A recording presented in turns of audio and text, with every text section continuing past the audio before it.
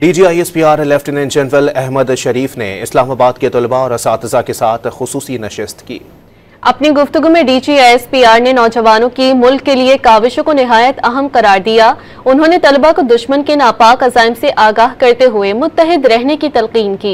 उनका कहना था कि पाकिस्तान अमन का गहवारा है और पाकिस्तान की फतह दरअसल अमन की फतह है। लेफ्टिनेंट जनरल अहमद शरीफ ने पूरे मुल्क के असातिज़ा को पाक फौज की जानिब से सलाम भी पेश किया।